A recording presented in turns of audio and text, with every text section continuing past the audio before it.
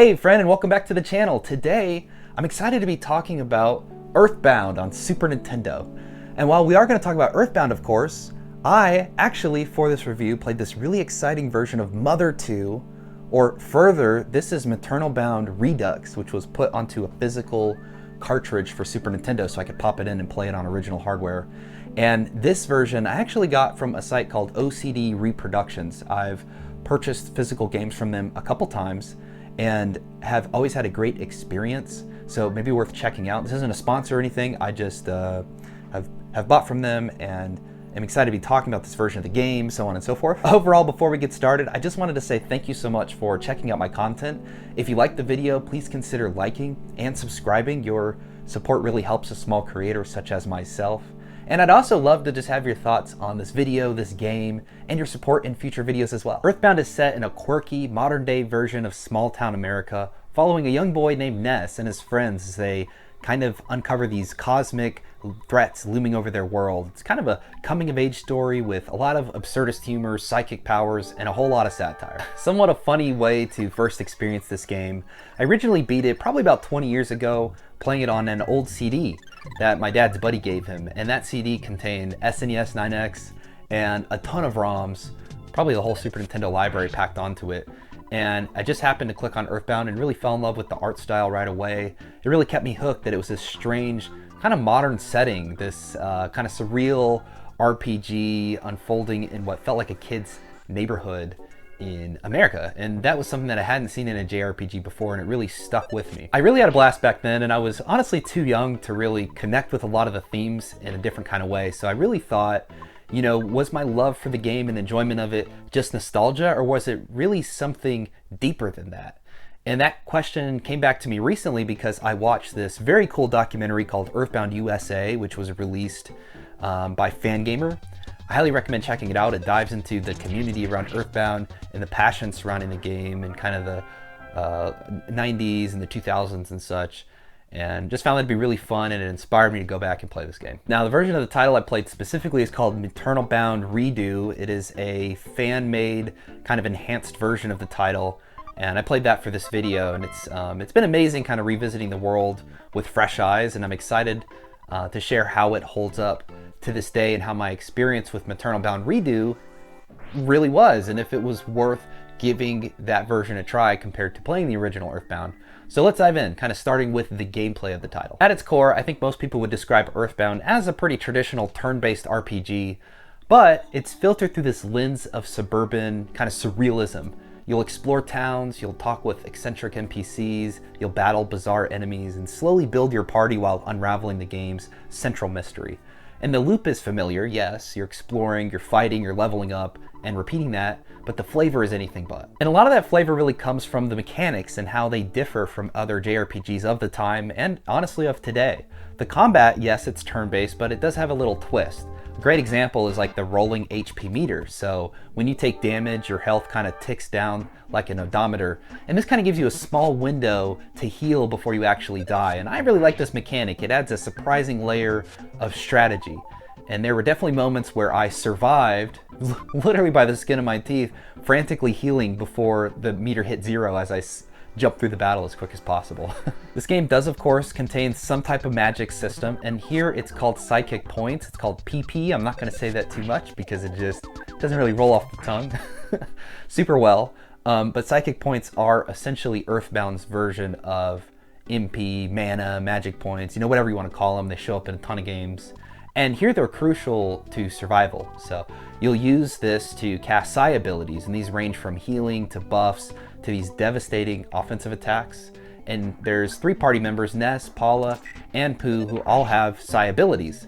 And managing their pools becomes a central part of your strategy when you are in combat. What's interesting to me is how EarthBound forces you to think about the conservation of these points across your playtime. So for example, healing spells are often more reliable than items themselves, especially since inventory space is so limited. But because these magic points are finite and the recovery options are scarce outside of hotels or specific items for mana points, you're constantly kind of left weighing whether to actually spend those in the course of a battle or save them for a boss fight or upcoming combat encounter. So it really adds a layer of tension that's subtle but ever present. This method and strategy of recovery does lead to something that has a common rhythm to it that I find in some of the tougher battles. I don't know what to call it. Maybe I'll call it Ness lockup. That's the strategy. Because Ness is your primary healer. He's your most overleveled character. He's got the best stats. He's the coolest guy in town, right? And he's the only one with Life Up Omega, which is a healing item or a healing move that allows you to heal your entire party simultaneously. So he often gets locked into more of a support role in the fights. And in many boss fights, Ness ends up doing a little more than kind of spamming healing spells that keep the party alive while everyone else dishes out damage. And yes, this is like a core strategy, I think, in approaching a lot of the battles, but I would have liked to just use Ness in a different way. He often becomes kind of secondarily an attacker if the battle's going well for you. And you just don't really get to see that much style out of Ness, I would say. So yeah, in a lot of ways, Ness does act as the team's lifeline throughout the title, and it's kind of this double-hand sword. On one hand, it reinforces his role as kind of the emotional and literal center of the party and the story, while on the other hand, it can make combat feel a little repetitive when you're just reacting to damage every turn. On another flip side, the battle system can feel wildly inconsistent at times. One moment you are steamrolling enemies, and then the next you're missing 4 attacks in a row while Ness is daydreaming about pizza and he gets KO'd by a random trash can. It's frustrating, but also kind of hilarious in a very Earthbound way. That's a sentence I don't think you can really mutter about any other JRPG, and it's why I still think that Earthbound feels fresh even in 2025. And I like that the game was constantly challenging me, especially when I was at my most relaxed. And it meant I had to continue to be engaged and thinking even in the easier fights, because you never knew when those turns were going to table, right? So I really did actually like the fact that the battle system was inconsistent in this way. That said, at the times I did fail, one of the things I find that Earthbound is very player friendly about is how it handles failure. So when you die, you don't actually lose your experience or levels. You don't like go back to a prior save and have to try it over again. Instead, you're revived at the last visited hospital or your home with full HP and magic points, but you do lose half of your money on hand, which kind of sucks. Not in your bank account, fortunately. And it's a little nuanced detail, but this design choice I feel is brilliant, something that really needs to be called out, because it encourages experimentation and persistence throughout the course of the game. You know, you're not punished with a hard reset. You're really just nudged to try again, maybe with a new strategy or better preparation, or now that you're a little over leveled up, you can take it on a bit better. And it's a subtle but powerful way the game respects your time, especially in an era when many RPGs were far more punishing than that and didn't give you such flexibility. If you failed, oftentimes it was, you just got to go back to the last place you saved the game and just give it another try.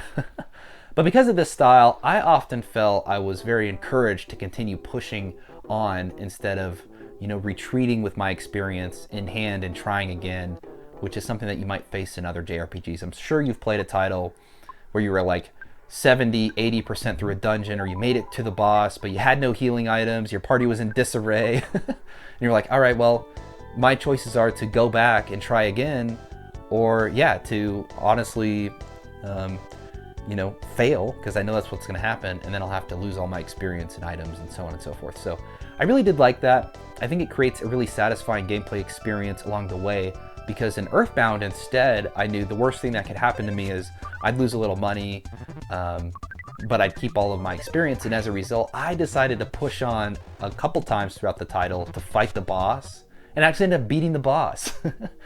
And that just felt like so gratifying and made me feel so good as a gamer. So I think Earthbound really created a great experience on that front. There are little aspects of the gameplay I did want to call out too that I really did enjoy. So I like the auto win battles. If you encounter an enemy that is significantly weaker than your party, the game just totally skips the battle entirely and gives you the win. It's kind of a clever quality of life experience to keep you out of getting stuck in these repetitive battles that you're obviously going to destroy the enemies in. And it's something that I would like to see more games implement. Another cool thing is that you could touch enemies' backsides on the overworld and win an advantage to start the battle. If you couldn't straight out destroy them, this was a really great way to put you on the advantage early on. And There are other fun things, like you can call your dad. You can save by calling your dad. He deposits money in your bank account. You can use a debit card to deposit or withdraw money. And as I mentioned, if you deposit your money into that bank account, there's no risk you're going to lose that money in a game over. So, these small little aspects, I think, make EarthBound feel still pretty unique by today's standards. And the gameplay, as a result, is fresh. And it's interesting so many years after, and I had a blast playing it. Pivoting just a bit to MaternalBound Redo specifically, one of the things that I really appreciated about playing MaternalBound Redo is how it kind of smooths out some of the rougher edges of the original game while staying true to its quirky charm. For starters, one of the things I really liked was that your dad in this game deposits way more money into your account after big battles and making progress, which means you're not consistently grinding just to afford basic items or healing that will allow you to continue to progress in the game. There's also a run button added, which makes traversing the world feel a little less sluggish, especially helpful when backtracking through towns or dungeons. Text boxes and menus are smoother. The hack also restores some of the original Japanese content and uncensored visuals, which does add a layer of authenticity to the experience overall that I appreciated. And item and sign names are more consistent too. And some dialogue has been cleaned up for clarity while keeping the humor intact. So I thought it was a great way to revisit the title without the baggage of being pulled down into like this 90s JRPG malaise. And so I think overall that this enhanced version of the game is a fantastic way to experience the title. And a lot of people would say, hey, go back and play it as it was originally released and intended for North American audiences. But I found that you didn't really lose much outside of cutting down on your time that you were going to rinse and repeat, just destroying enemies to gain experience and money so you can buy items. And otherwise, you just get a more holistic experience of what the developers really wanted you to have out of this title. Another gameplay aspect that I wanted to cover is kind of navigation and world design, because I think the way EarthBound looks and plays is a little different in these respects. So the world is laid out like a patchwork of small towns and quirky dungeons. I think that's pretty familiar. But you interact with it through a top-down perspective, and one of the things that I really liked about this overworld is that enemies, AI sprites, etc., they're all visible on the overworld, and this is as opposed to being randomly ambushed. And the random ambushing is something that a lot of 90s JRPGs did keep to, and is something that they piloted at the time. And I really felt that being able to see the sprites added a little bit of a certain agency to the decision making in terms of avoiding fights. And it does also add personality to the world as well, because it brings a certain aliveness to the world as you walk around a dungeon or you explore a town and there's a crazy guy who comes and attacks you and then you gotta fight him. And adds context, right? So that said, the progression, I would say though, can be a bit opaque in the sense of sometimes you're expected to notice a tiny sprite running into a building, or you revisit a location after a vague event triggers a change, and so it can lead to some wanderless kind of walking around and grinding, just trying to figure out what to do. And so the overworld, I think, could have been a little more expressive in terms of guiding the player throughout the course of the game. A couple instances I can think of are like Moonside is a very confusing place. Threed, it's hard to figure out exactly the order of operations in terms of getting the zombies stuck to the ground and fighting the tent and so on and so forth. So I would have liked to have seen a little bit more of that, but I loved the overworld overall because of the interaction that exists between the player and the enemies and the world itself. I did want to call out that UI interactions are functional but a little clunky. I mean, what can we expect from a title this old? I don't know if there's contemporaries that did it better, but here inventory management is a bit of a chore. So each character has limited space to an inventory, and honestly, later on in the game, you're going to be constantly juggling items, calling delivery services, running back and forth to ATMs, grabbing key items that you stored away and having them shipped back to you so that you can use them in certain points.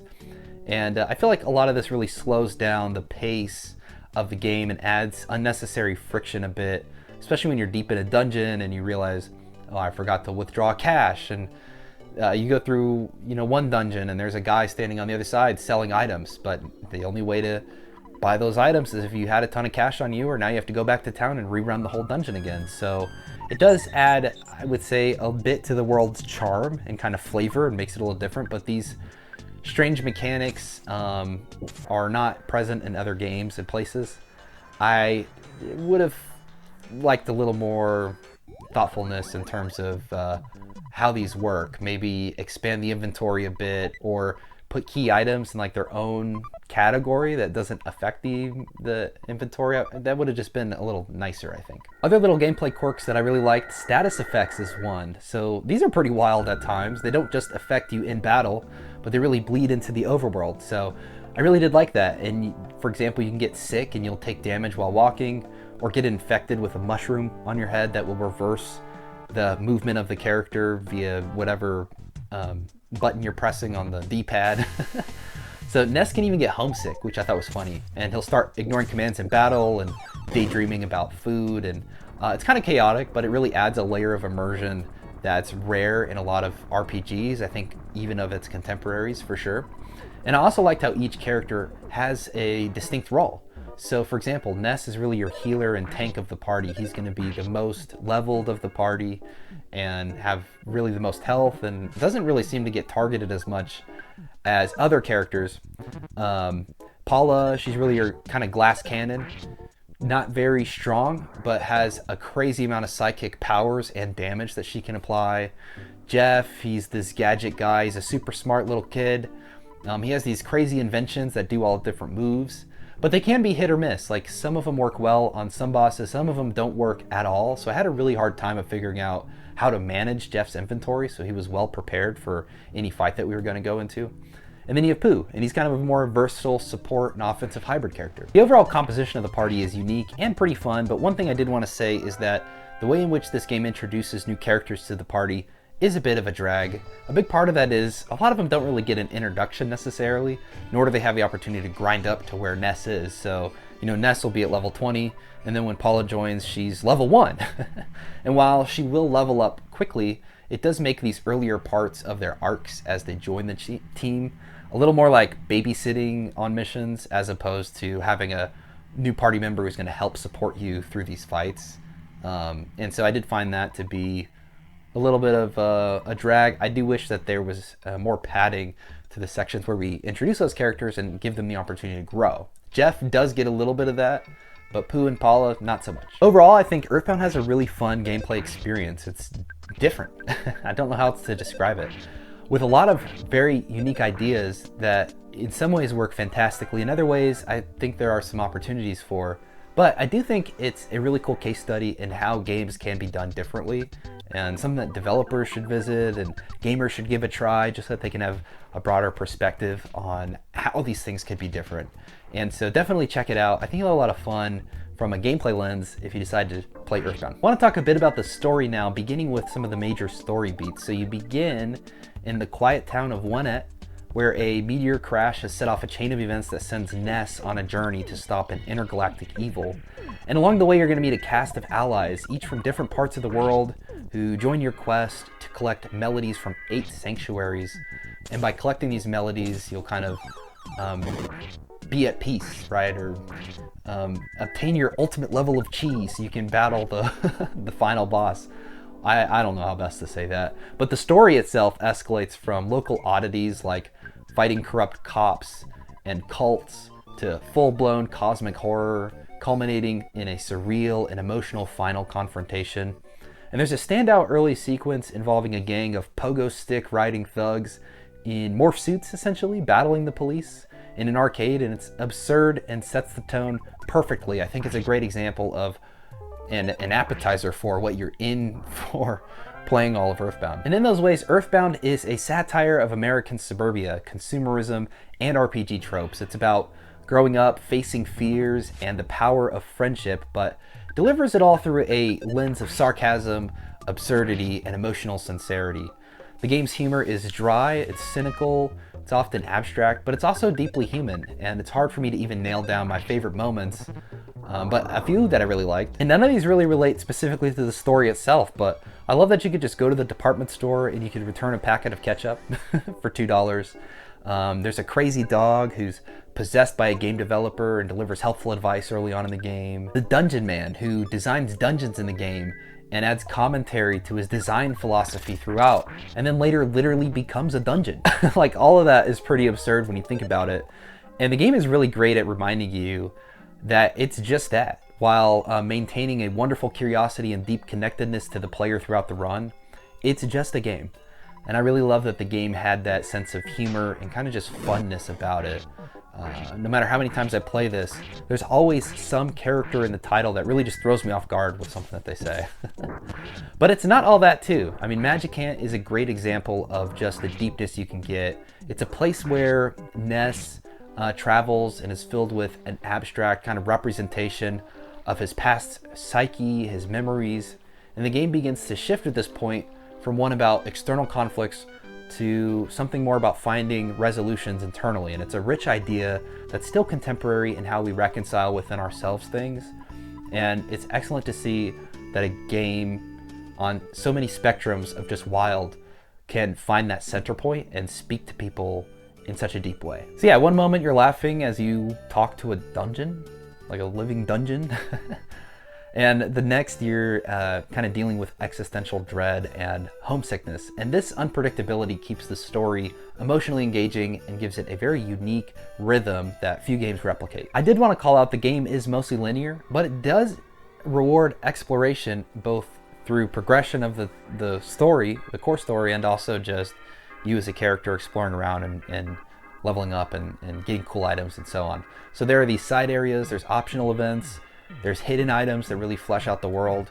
However, the lack of clear direction at times, I think, can make progression feel more trial and error, especially if you miss a key narrative point and maybe misread a sentence that it kind of gives you an implication of what you need to do next. That can cause some challenges. A couple of those right off the top of my head, I mentioned Threed.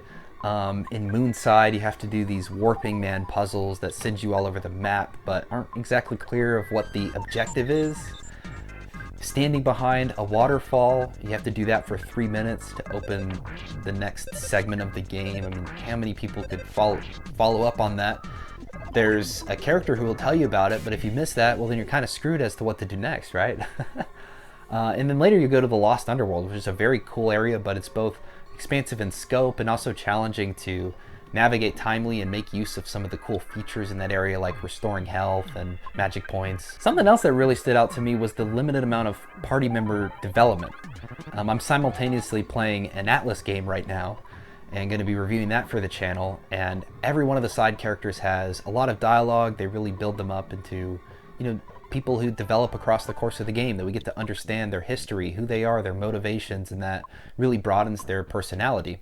And while Ness does undergo this clear kind of arc where he's culminating in these deeply personal Magicant moments, Paula, Jeff, and Pooh, they really don't get a whole lot of character growth after their initial introductions. So like Paula, she has spiritual strength. Jeff, he has mechanical ingenuity.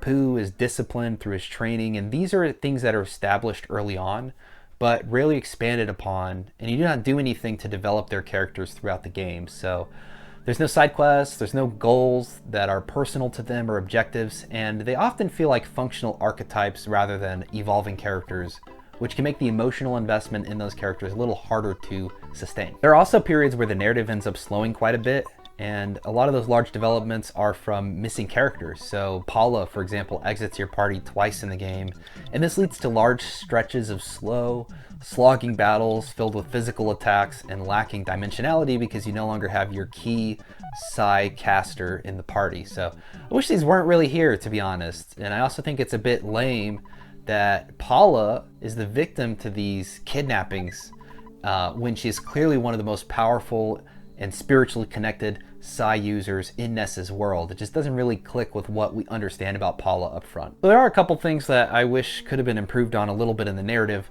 but overall, EarthBound's story is a strange cocktail of childhood adventure, social satire, existential weirdness, and it starts small. You're just a kid in a quiet town, but quickly unravels into something much bigger and more surreal. And what makes it special isn't just the plot beats, but the way it constantly shifts between the absurd comedy and into its genuine introspective moments. And I really did like that. It's a game that knows it's a game, and it plays with that idea in a clever and often hilarious way, and it's just something that we haven't really seen out of other titles. And at the same time too, I think those emotional core moments really sneak up on you. There's a quiet depth to Ness's journey, especially in the later parts of the game where you begin to focus more inward. But that same care, I would say, isn't given to the rest of the cast. You know, between Paula, Jeff, and Pooh having their strong introductions, I would have liked to have seen them grow beyond their roles and beyond that point to really become different characters over the course of the game.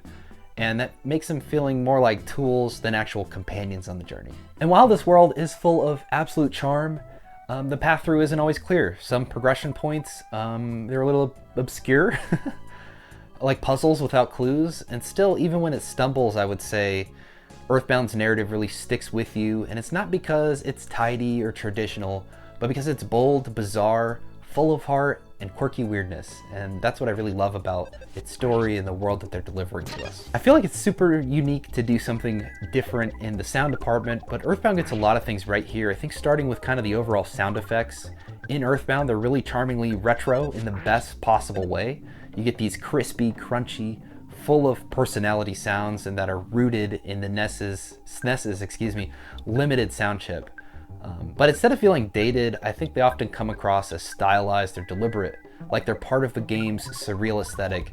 Every menu beep, item pickup, battle queue, they're really tactile. They're kind of toy-like quality that makes the mundane actions feel satisfying. One standout, for example, is this iconic smash sound, and the smash is basically the critical hit in EarthBound. And when you land that critical hit, it's explosive. It's got this crunchy burst that feels way more impactful than it has any right to be. And the Psy attacks, their sounds are fantastic. Each of them have kind of a distinct audio signature, from the eerie warble of like the Psy fire to the shimmering, almost digital chime of Psy healing. It's very cool that they went out of their way to make it so unique. Every time you're kind of doing things in the game, there's this tactile sound to it. There's a lot of humor baked into the sound effects as well that you can pick up on. Enemies like the new age retro hippie or the unassuming local guy have these exaggerated cartoonish sounds that really match their absurd animations. And when you use items like the bag of Dragonite or the slime generator, the sound cues are so over the top, they really kind of almost feel like punchlines in a way only EarthBound can make them feel. I really love that the sound effects in EarthBound aren't just functional, they're really expressive. They help sell the game's weirdness and reinforce its humor and personality and make the world feel alive in a way that's uniquely 16-bit. That goes for the soundtrack as well. EarthBound is one of the most distinctive soundtracks I've heard in a JRPG. It's packed with strange, layered compositions that swing from wildly eerie dissonance to cheerful, kind of toy-like melodies. Some tracks come off as like a warped lullaby, others like an off-kiltered kind of jazz riff or lo-fi synth experiment. And it's not just the background music, it actively shapes the mood of every scene. There's just something really special about the way in which the music leans into the weirdness of the game that makes it really unforgettable. And it's really not trying to be cinematic, it's trying to be EarthBound, and I think it really nails that identity perfectly. One of my personal favorites is Dr. Andonit's lab. So you'll visit him about a quarter of the way and later in the game as well. And I just really like that it brings this sense of stillness and introspection that really stands out from the game's wild chaos. And that lab theme, I think, especially with its soft kind of looping synth tones, kind of feeling a little sterile, yet oddly comforting, I think is perfect for a place that's both scientific and a little lonely. And the game projects that feeling so fantastically through its music. I think the quieter tracks such as these really make EarthBound feel part of a cohesive world that's alive. They give you a sense of space to breathe, reflect, and feel connected to something deeper than just the next objective. And it's a soundtrack that knows when to be loud and weird, but also when to be soft and sincere. And so the composition here was just, it's fantastic, and I love the soundtrack. It's so good to just pull up on YouTube and listen to. Final piece I wanted to share some space for is the visual aesthetic of EarthBound. I think visually the game is considered simplistic on a technical level, especially for its time.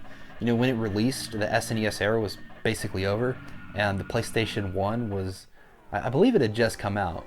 But that's really part of its charm. I think the bright cartoonish art style really complements the game's tone perfectly. EarthBound embraces a very clean 16-bit look with bold outlines, flat colors, and simple character sprites.